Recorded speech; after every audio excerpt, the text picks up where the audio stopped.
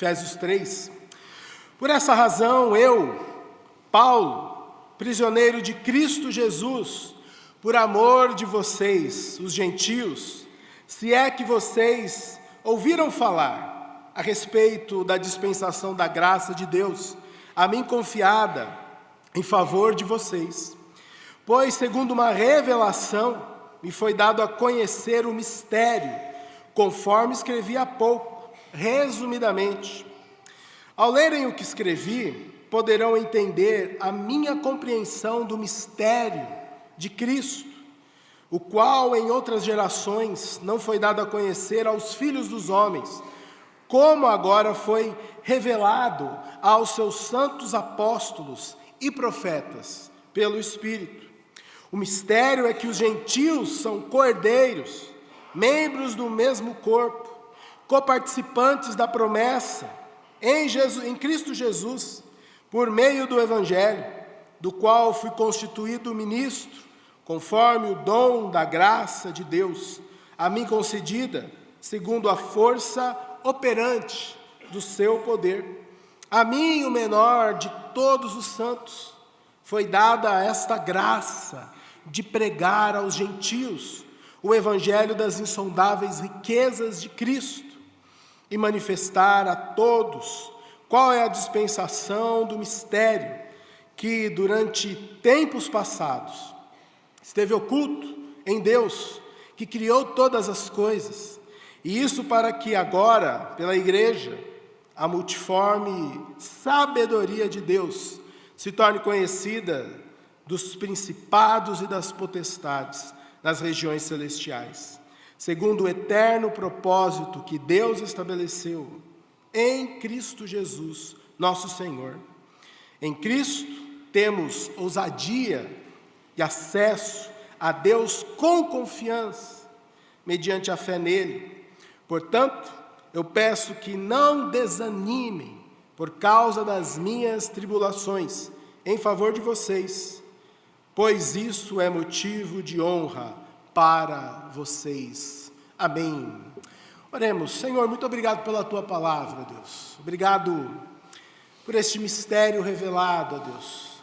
Obrigado pela Tua graça, que é abundante sobre as nossas vidas e expande o nosso conhecimento, a nossa comunhão contigo, a nossa comunhão uns com os outros, ó Deus.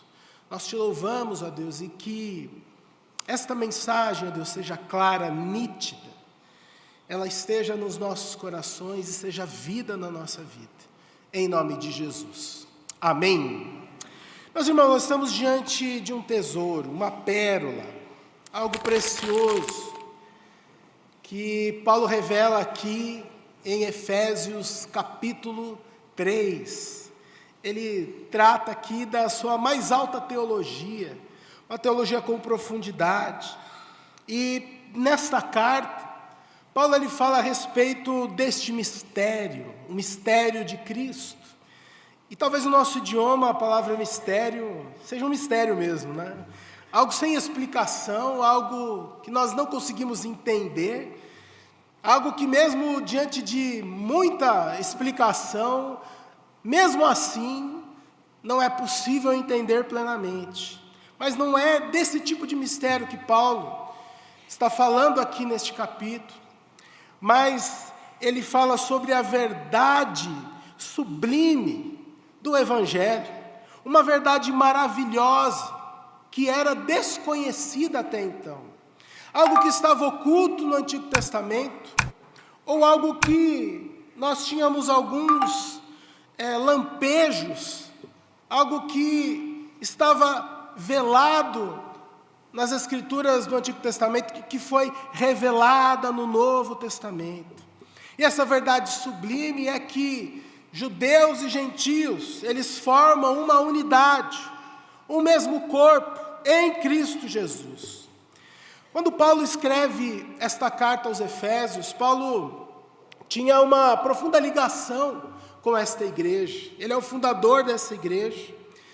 Ele gastou 3 anos ali do seu ministério naquela região.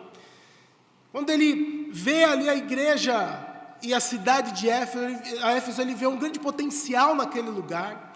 E, de fato, aquela igreja foi muito importante para o avanço do Evangelho. O Evangelho chega naquela região, segundo Atos capítulo 19, com grande poder, com o ensino da palavra de Deus, mas chega também com muitas lutas. E ali em Éfeso, Paulo quase perde a sua vida por pregar o Evangelho. E em 1 Coríntios 15, 32, ele diz, olha, lá em Éfeso eu lutei com feras. Coisa foi difícil lá, ele usou de todas as suas forças, de todo o seu recurso, para que a palavra de Deus chegasse naquela cidade. E quando Paulo escreve a essa igreja, eu creio que ele tem uma sintonia profunda com aqueles irmãos, para que eles permanecessem, apesar das lutas, que aquela região, aquela cidade ali, exercia contra o Evangelho. E na carta aos Efésios, Paulo usa de 3 figuras para exemplificar essa relação igreja e Cristo. Em primeiro lugar, ele fala a respeito do corpo, onde a igreja é o corpo de Cristo, e Cristo é o cabeça. Ele também chama a igreja de edifício, onde Cristo é a pedra fundamental, é o alicerce de toda a construção. Em Efésios também, Paulo fala a respeito do casamento, compara a igreja e Cristo como um casal, um casamento, onde a noiva é a igreja e o marido é Cristo, o líder da sua igreja. Nesta carta também, meus irmãos, Paulo fala que nós estamos assentados com Cristo nas regiões celestiais. Isso é precioso, por mais que seja a luta e o embate aqui, deste lado da eternidade. Paulo ele diz, olha, nós não estamos fincados aqui nessa realidade, mas a nossa realidade é além, é sublime. Talvez algumas pessoas poderiam perguntar, mas Paulo não está preso, ele não é prisioneiro de Roma, mas ele na sua carta declara, não, eu estou com Cristo, assentado nas regiões celestiais, nos lugares celestiais. Ou seja, Paulo, ele leva a experiência com Deus a um patamar sublime, a um patamar elevado, a um patamar eterno. Porque nós não podemos mensurar, nós não podemos medir se a nossa vida ela está bem sucedida, se somos prósperos, uma visão pura e simplesmente das coisas deste mundo. Essa carta ela é maravilhosa porque Paulo ele declara que todas as coisas convergem para Cristo. Tudo que nós temos está em Cristo. E o mistério do Antigo Testamento que estava oculto, no Novo Testamento ele é revelado, ele é anunciado às nações, ele é anunciado a todo aquele que crê. E aí, começando aqui no texto, a partir do versículo 1 do capítulo 3, ele diz, por essa razão, eu, Paulo, prisioneiro de Cristo Jesus, por amor de vocês, os gentios. Mas ele começa, falando algo que está conectado ao capítulo anterior, por essa razão, tanto o capítulo 3, versículo 1, quanto o versículo 14, por esta razão, eu me ponho de joelhos diante do Pai. Mas que razão é essa? Virando a página, entendendo no capítulo 2, versículo 1, ele está falando da graça de Deus que alcançou aqueles que não tinham lei, aqueles que estavam longe dos mandamentos, aqueles que estavam alienados de Deus. Ele está falando dos gentios. Efésios 2:1, ele lhes deu vida quando vocês estavam mortos em suas transgressões e pecados. Ele olha para aquela igreja gentílica e diz, olha, vocês estavam mortos, nos seus pecados vocês estavam alienados de Deus. Mas aí nós conhecemos o contexto desse capítulo, o 2 também maravilhoso.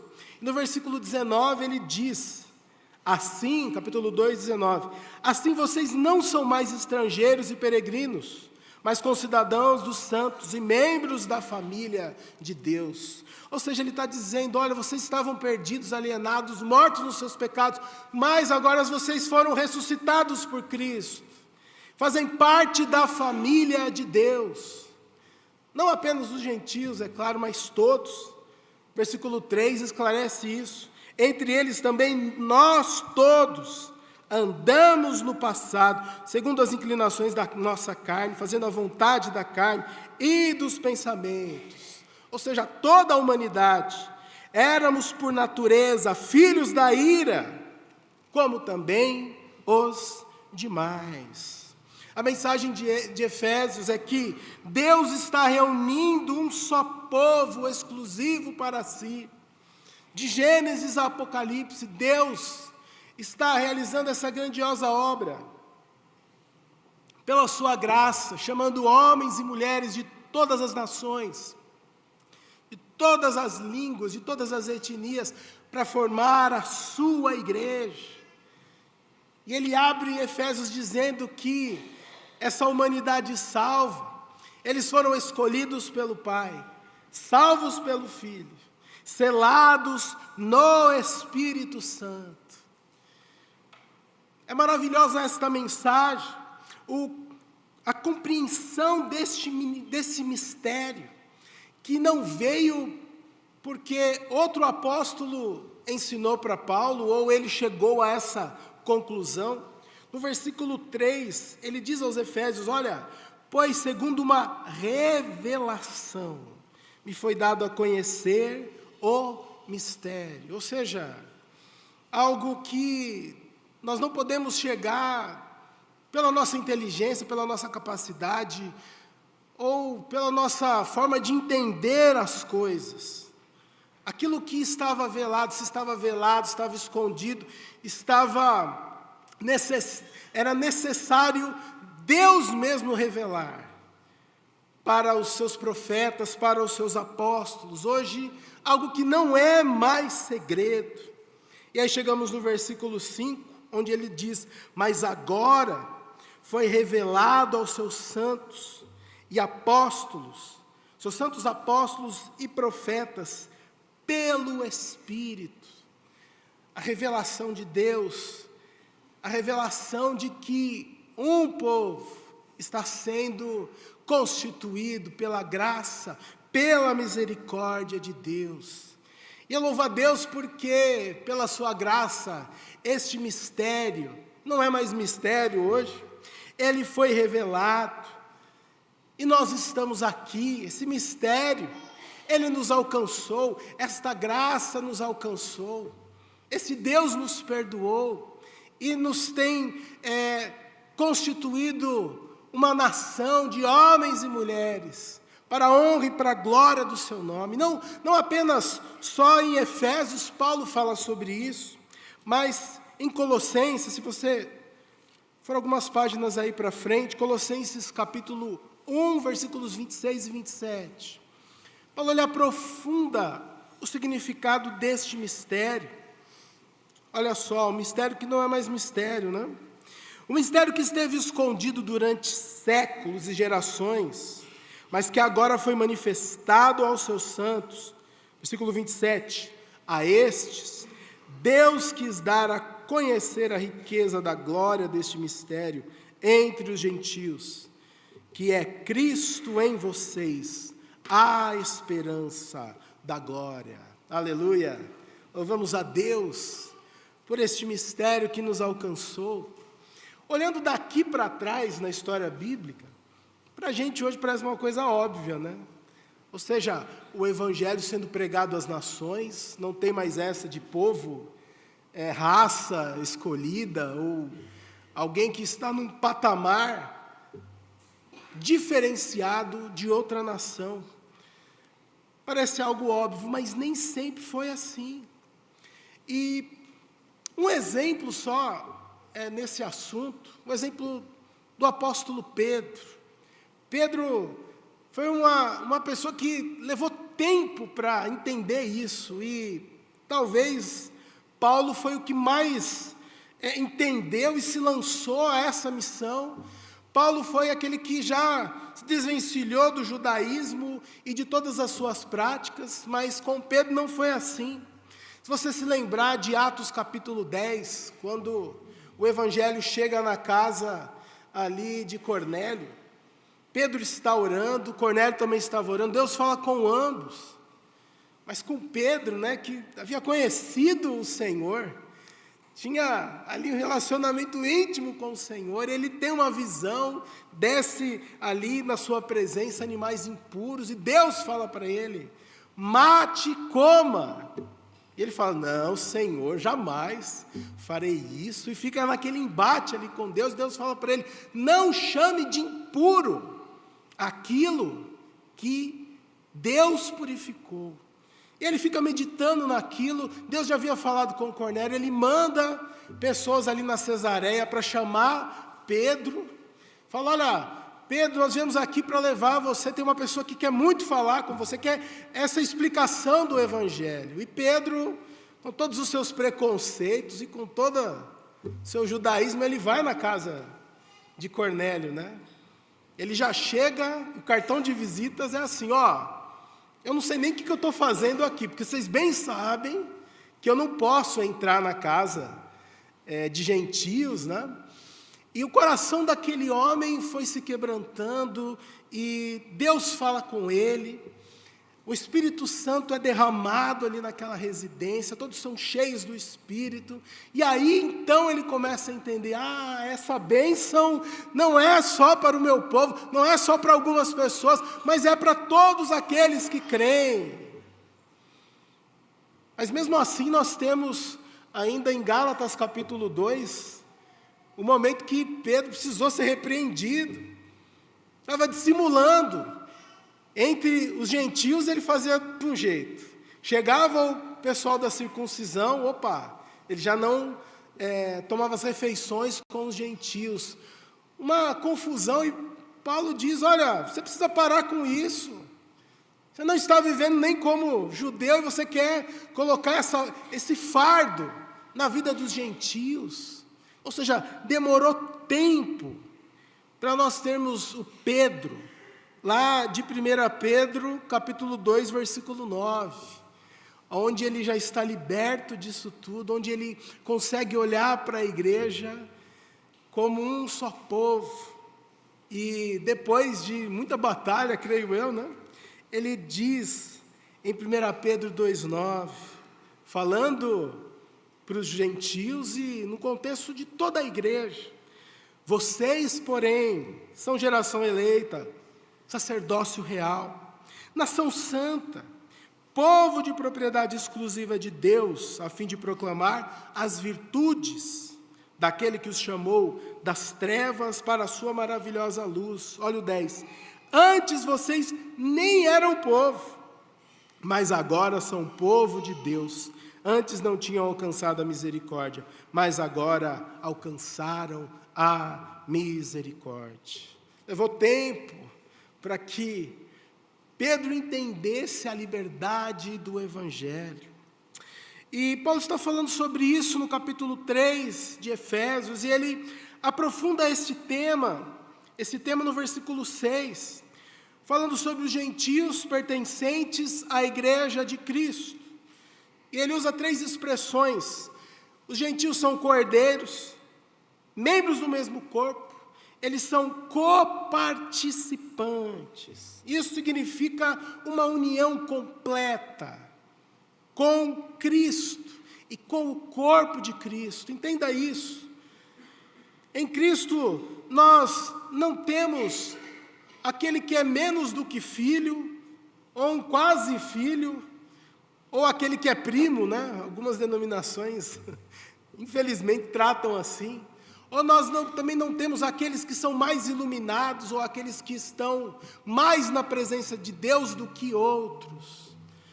Todos fazem parte deste povo, pela graça de Deus. John Stott, ele diz a respeito do mistério de Cristo, uma posse comum da igreja universal, não do reino de Deus, mas da igreja universal de todos os povos, da igreja espalhada pela face da terra. da igreja de todas as culturas, de todas as línguas, de todas as etnias. Ou seja, o sacrifício de Cristo nos chama para esta graça completa, que nos faz ser povo de Deus.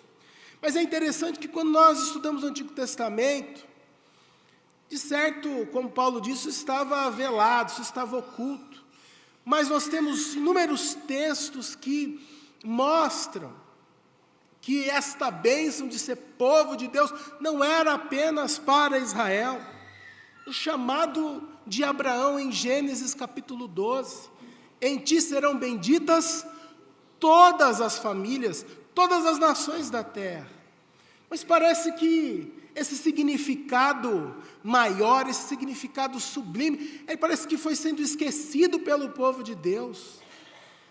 Parece que foi sendo colocado em segundo plano e eles se fecharam ali como nação. E não, Deus é só para nós mesmos e a bênção é só para a gente mesmo.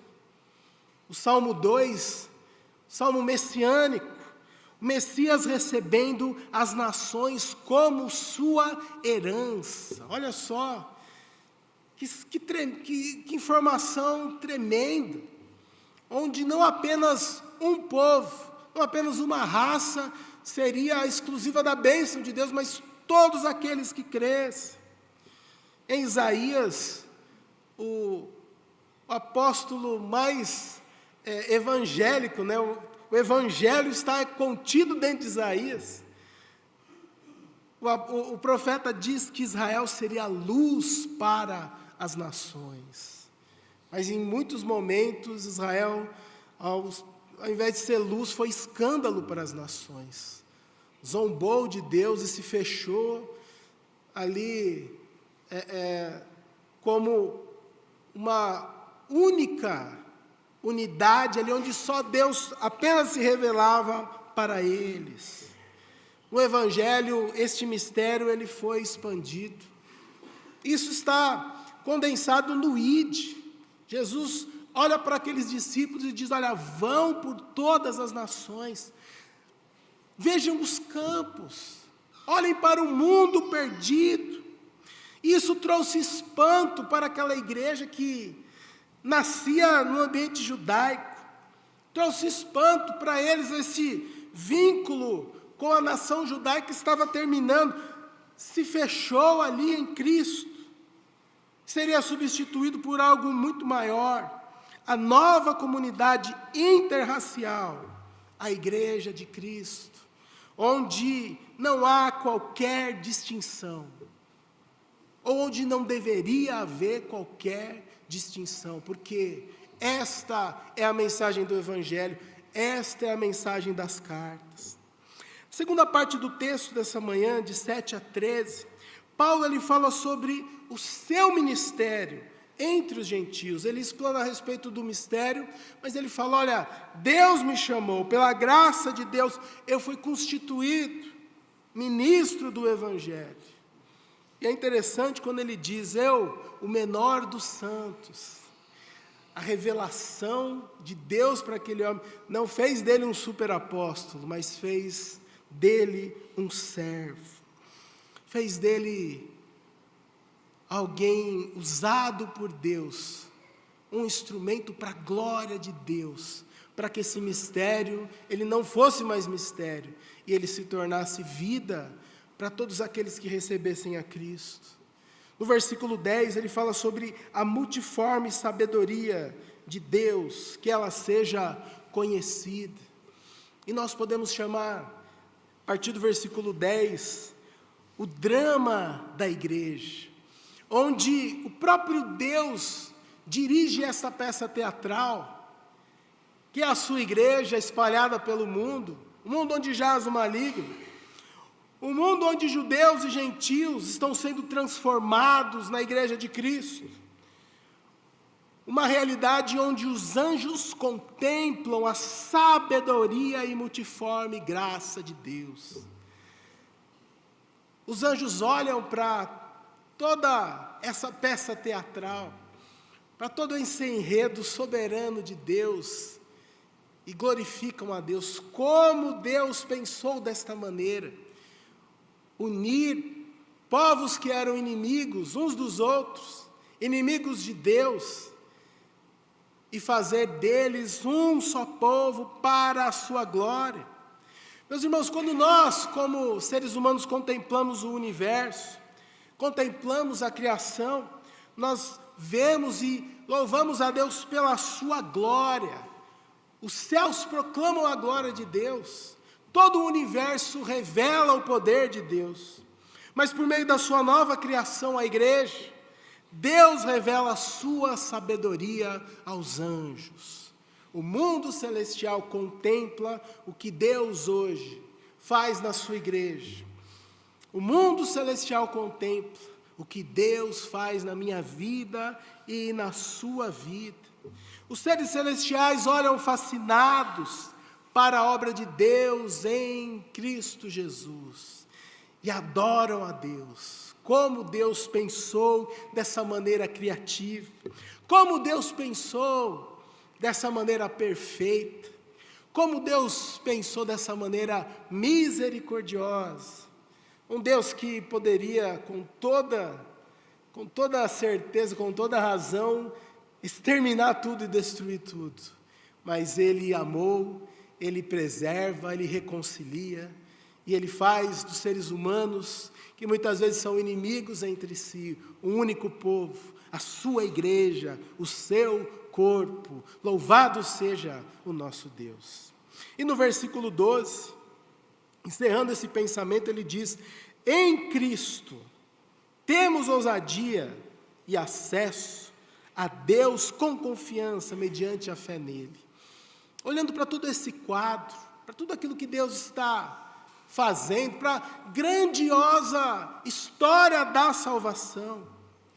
Olhando para a igreja em Cristo, nós temos ousadia, nós temos acesso, nós temos confiança.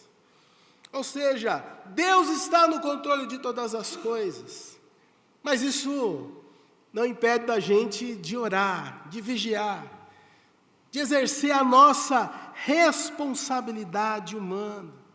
Isso não dispensa oração, mas diante de Deus nós temos ousadia para orar, nós temos ousadia para colocar os nossos pedidos diante de um Deus que está realizando uma obra que começa agora e vai por toda a eternidade, elegendo e salvando um povo, o seu povo. Nós temos acesso, livre acesso ao Pai, pelo sangue de Cristo. Isso nos dá confiança. Quando Paulo fala a respeito da confiança, é essa certeza da aprovação divina. Nós podemos chegar à presença do Senhor, nós podemos chegar à mesa do Senhor, nós podemos desfrutar da reconciliação que há em Cristo Jesus. De acordo com Hebreus 4,16, portanto, aproximemo-nos do trono da graça com confiança, a fim de recebermos misericórdia e encontrarmos graça para ajuda em momento oportuno. A vida com Deus não é uma vida acuada, uma vida onde nós tememos o castigo, a repreensão.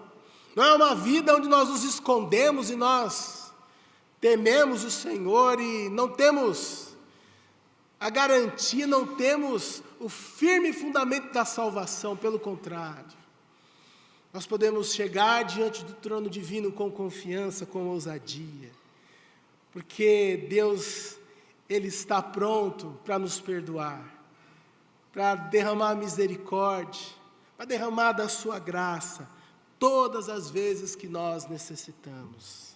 Isso é uma joia, meus irmãos, é uma pérola.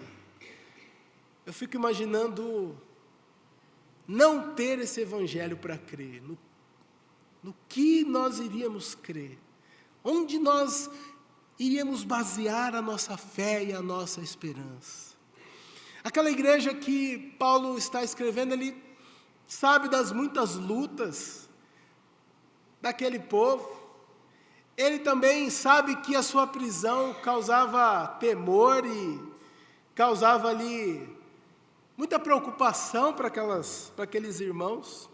Mas no versículo 13, ele termina: olha, portanto, diante de tudo isso apresentado, diante desse maravilhoso quadro de salvação, eu peço que vocês não desanimem por causa das minhas tribulações em favor de vocês, pois isso é motivo de honra para vocês. Como se Paulo dissesse assim: olha, se todo o meu sofrimento, as minhas lutas, elas cooperam para o Evangelho e para que o Evangelho ele permaneça, louvado seja Deus. Louvado seja Deus por cada lágrima, por cada luta, por cada naufrágio, por cada prisão. E é interessante, né, que se a gente pensar, olha, o apóstolo Paulo, ele é mais útil fora da prisão ou dentro da prisão? Né? Ele é mais útil pregando o Evangelho, fundando igrejas, ou dentro da prisão, ainda que, né, preso por causa do Evangelho de Cristo? Talvez a gente pensaria: não, Paulo é mais útil fora, pregando o Evangelho nas viagens, enfim. Mas é interessante que nas cartas da prisão, Paulo ele movimenta a igreja do seu tempo e a igreja em todos os tempos, com o seu testemunho, com os seus escritos, com a sua oração. Porque Paulo, o apóstolo, estava preso, ainda que ele diz: olha, estou assentado com Cristo nas regiões celestiais. Paulo fisicamente ele estava preso, mas o Evangelho estava livre. E este ensinamento ele ecoa por todos os séculos, edifica a igreja de todos os tempos e edifica o nosso coração nesta manhã. Amém, meus amados? Quais são os ensinamentos aqui desse texto maravilhoso? Eu gostaria de compartilhar rapidamente 3 ensinamentos a respeito da igreja de Cristo, a respeito do povo de Deus, do corpo de Cristo. Em primeiro lugar, a igreja de Cristo ocupa lugar central na história da humanidade. Existem alguns ramos da teologia, meio mancos ou pseudo-teologia, dizendo que Jesus ele veio trazer o reino de Deus, mas parece que não deu muito certo e o que saiu foi a igreja. Já ouviu falar nisso? A igreja seria o plano B, não seria o reino de Deus na sua totalidade, né? E quando a gente vê isso, dá até dó, né? Algo que não cabe dentro da história da salvação, do plano eterno de Deus. De maneira alguma, a igreja é o plano B de Deus para esse mundo caído. De fato, a igreja cumpre o eterno propósito de Deus. E a história desse mundo é muito mais profunda, é muito mais do que a história de impérios que se levantam, caem, reis que aparecem e desaparecem, ditadores que vêm e vão. Tantas vezes nós vimos isso. A história desse mundo, ela pode ser resumida, onde Deus está formando para si um povo, para reinar com Ele eternamente. A história não é um monte de acontecimentos que vão, tempo após tempo, acontecendo, coisas aleatórias, e o povo de Deus está ali no meio, oprimido, meio sem expressão. Não, pelo contrário. A igreja de Cristo é parte central da história deste mundo. É por ela que Deus governa todas as coisas. Ela é parte central da história. Em segundo lugar, a igreja de Cristo ocupa o lugar central no Evangelho. Cristo morreu para reconciliar pessoas com Ele mesmo. E Cristo morreu para reconciliar a igreja uns com os outros. Talvez esse ensinamento, esse reconhecimento aí dos gentios e judeus fazendo parte da mesma igreja, fazendo parte do mesmo povo, não faça tanto sentido para nós hoje, porque Basicamente, nós somos os gentios, né? Nós somos essa, ainda mais no Brasil, que mistura tanto que a gente, uma raça meio vira-lata, né? Misturou tanto, identidade racial nós temos muito pouco. Para a gente não faz tanto sentido. Mas qual é o cerne desse ensino hoje para nós? A pergunta é: o que precisa ser reconciliado hoje? Talvez nós não entendamos plenamente essa divergência que os evangelhos e as cartas, elas falam tanto desses dois povos que se tornaram um só povo. Mas a mensagem aqui, que toca na nossa vida, que toca nos nossos relacionamentos, que toca nos nossos problemas, é que o Evangelho de Cristo é reconciliação para todo aquele que nele crê. Reconciliou povos inimigos, reconcilia também a sua casa, reconcilia aqueles que, talvez, por alguma desavença aí na vida, não estão mais próximos, não se falam, por algum motivo. A graça de Deus, a misericórdia de Deus precisa transformar relacionamentos. Relacionamentos transformados, sinal do reino de Deus. Sinal de que a graça e a misericórdia de Deus entraram numa família, entraram numa sociedade, entraram ali no relacionamento entre irmãos, enfim. A Igreja de Cristo ocupa lugar central no Evangelho, mas ela também ocupa lugar central na minha e na sua vida, na vida pessoal. Hoje a gente olha o macro, né, tudo aquilo que Deus fez em Cristo, reconciliando povos, todo o universo, mas Ele reconcilia o casamento. Jesus Cristo reconcilia aqueles que tiveram as suas divergências, as suas diferenças. Ele faz aquilo que nós, pela nossa sabedoria humana e a nossa falta de graça, o nosso coração duro, não pode fazer.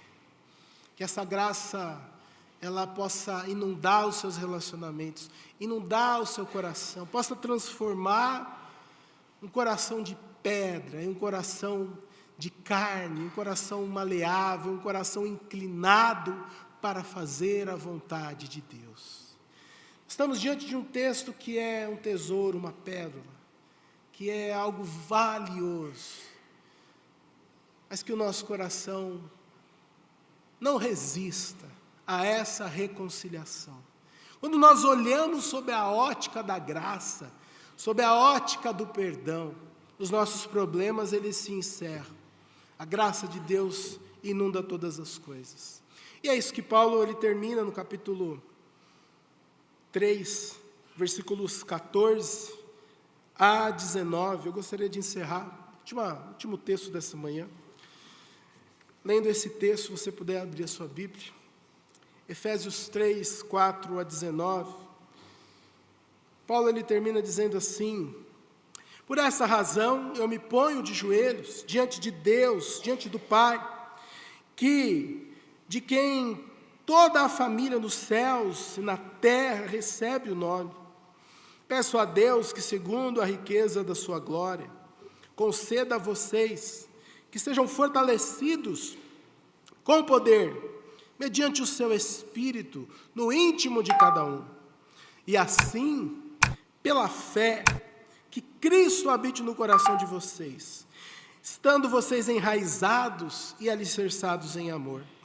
Isto para que, com todos os santos, vocês possam compreender qual é a largura, o comprimento, a altura e a profundidade, e conhecer o amor de Cristo, que excede todo o entendimento, para que vocês fiquem cheios de toda a plenitude de Deus.